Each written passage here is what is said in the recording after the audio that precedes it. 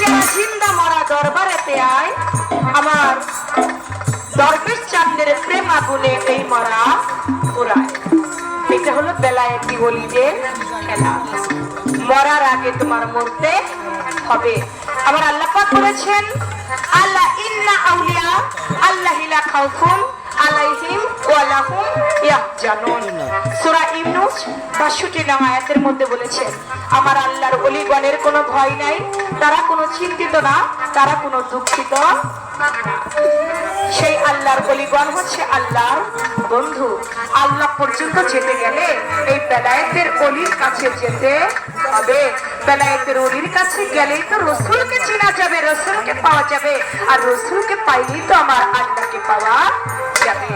এজন্য বলেছে, মুরগি যারা জিন্দা মরা দরবারে আয়, দয়ালের প্রেম আগুনে এই মরা পুরায়। বেলায়েতি ভাব অর্থটাকে বুঝতে হবে, এটা কোনো সাধারণ বিষয়। আমার বড় পীর আব্দুল কাদের জিলানীর বাড়িতে একজন মহিলা গেছে, যে কই বড় পীর, আমার বিয়ে হইছে কতদিন হইল, কিন্তু আমার একটাও সন্তান নাই। আপনি যদি আমাকে একটু দোয়া করতেন, আল্লাহ যদি আমার একটা সন্তান দিত।